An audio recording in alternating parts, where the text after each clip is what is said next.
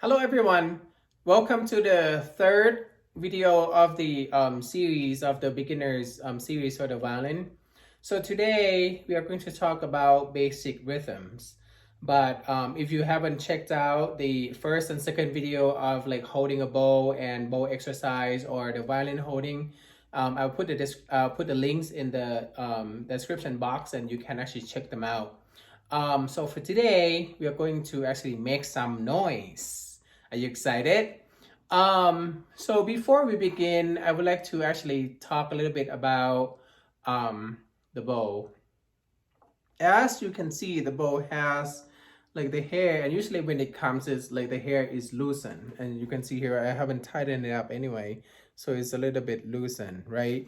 And so look at this also. If you notice this is a like a curve that you would like to keep this as because it is engineered to help in terms of playing, and I think I have no like specific information on this, but I believe it helped with the weight distribution. But if I'm wrong, please let me know. But anyway, so the bow is basically the important tool for the violin, because this without the bow we cannot really have those beautiful violin sound that we love, and and drawn us to playing it, right? So before we begin, we need to tighten this up, and basically there's a little knob here you can tighten, and you tighten it only a few times. I just did 4. So there's a trick as well, like at the beginning, like if you want to make sure that you do you not tighten it so much that this one will become straight, because if this wooden part is straight, I'm gonna put my violin down. If this part is straight, basically you will need to buy a new bow. That means this bow is ruined. Okay, so make sure that you still have this curve at all time, and I'll tell you what to do with it. So basically, once you tie the bow up, right now I have tightened it, and there's a so basically in the middle, and this is where in the middle is. Basically, you have heard of the pencil test. So if you tighten this up and you have a pencil and you put it in between the shaft and the hair, and if the pencil go through, that means you have tightened enough. And if if the tip pencil touches just maybe like a little half turn to tighten this up. Another trick to check whether your bow is actually tightened enough is to see the space between the head of the bow, between the bow and the hair, and the space between the frog right here. So it should be parallel to each other. So that's another trick to check, right? So once you have the bow tightened, and basically what you need is rosin to put on the hair. And what I have done, I'm gonna take out my rosin. What I have done, basically, like when I first got the violin and the rosin, what my teacher had done was actually put use the key, just the pointy part of the key, and basically wrap it to make it having, as you can see in the middle is still actually, you can see the shiny part of it. And that's where she did the whole thing. She did roughly just scratch it on the other side, and then she taught me to put on the rosin. And basically what she did was just putting from the frog and just rub it when you tighten it up, and just to the back and come back one more time, and that's it. So depending on the style of your playing, sometimes if you are a fiddler, or if you are drawn to the fiddling, then you might need a little more powder on the bow.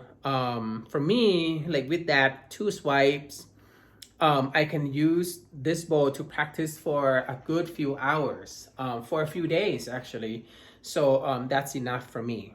I just realized that when I put the rosin on my bow is a little loose, so I just turn a little half turn on my bow.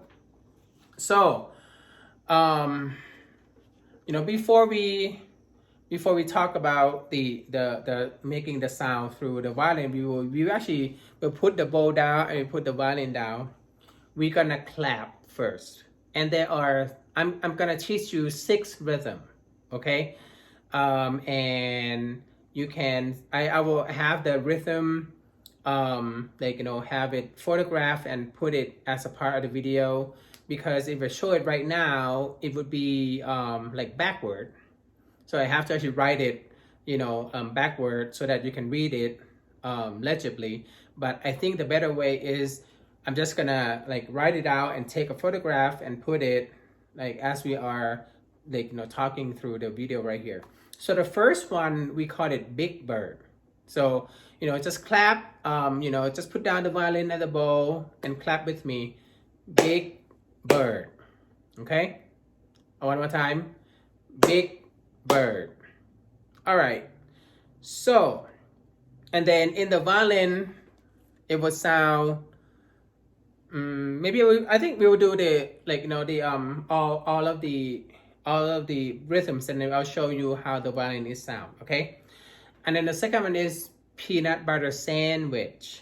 Peanut butter sandwich. Again, peanut butter sandwich. And you can clap with me if you want. One more time. Peanut butter sandwich. Okay? And the third one is I practice each morning. I practice each morning. The fourth one, fussy yellow caterpillar. Fussy yellow caterpillar. Fussy yellow caterpillar. Okay, one more time. Fussy yellow caterpillar. Okay? And then the fifth one, yummy red lollipop. Yummy red lollipop. And the last one is tricky one, so that's why I actually keep it to the last one. It's called ice cream cone. This one has a pause, right? Ice cream cone. Okay, so these are the 6 rhythm that I actually started learning, and we actually did the clapping first before we pick up the violin, and I will show you how it sounds on the violin. So you know how to hold the violin, you know how to hold the bow. This is the fun part. Use a mirror in front of you. If you have it, use a mirror, okay? And you're going to put the bow onto the A string. I'm gonna turn on the side and show you something. So you see this? Here's a square, okay? So the position that I want you to see is a square. And this one is also a square. So today I'm gonna ask you to play those rhythm on the A string and the E string. One thing that I want you to observe, 2 things actually, my elbow and my wrist, okay? So when you play the violin, you want your bow to be approximately parallel to the bridge, and the bridge is right here, okay? And one thing that you can do, I have not so you have seen people using either the guard or something to keep their bow straight. You don't really need that. What you need is actually slow practice. Keep it slow in the middle of in front of the mirror. And you will have to move your wrist up and down. So when you move down, the wrist will down, you move up, your wrist will go up like this. So, for example, Big Bird, right? So watch my my wrist, okay? I'm gonna go down first. Big Bird.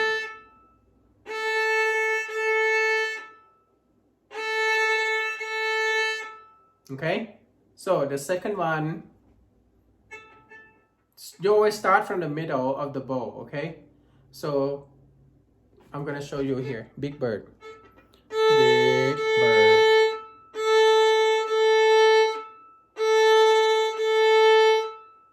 Okay? So because if you don't actually use your wrist, this is what would happen.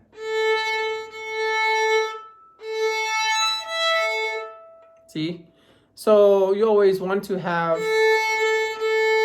the rest, and you can practice in front of the mirror. It's like slowly, big bird,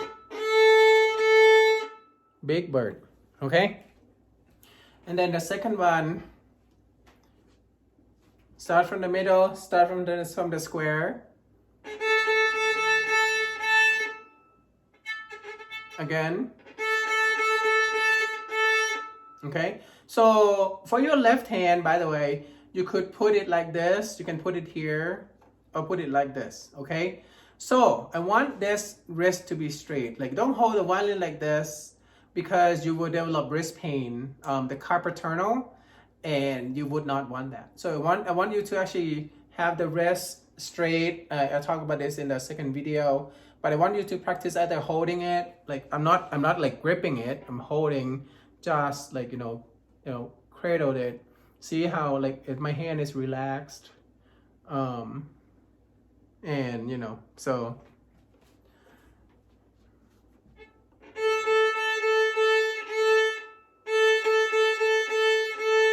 Okay, and then I practice each morning.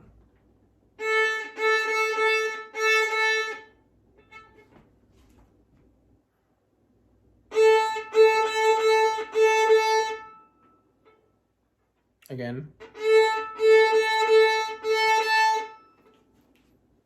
Okay, and then fuzzy yellow caterpillar.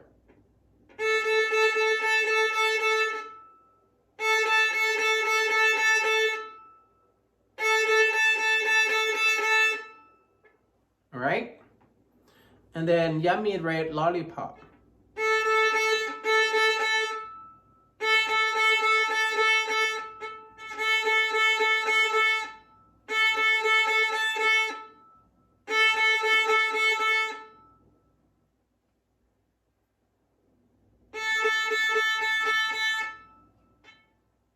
And then ice cream cone. This is a tricky one.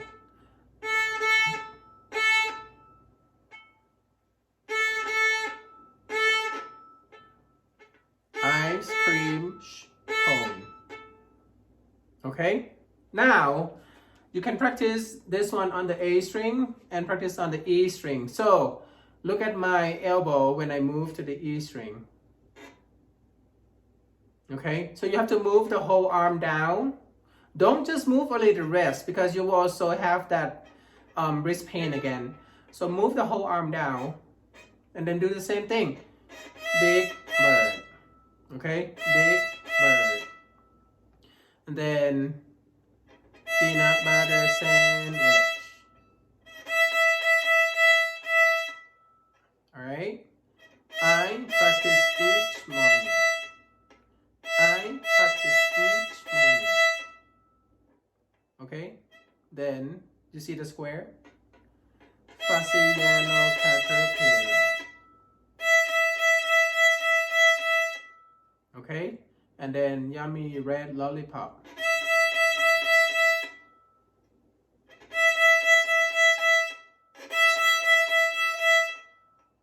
And then ice cream cone.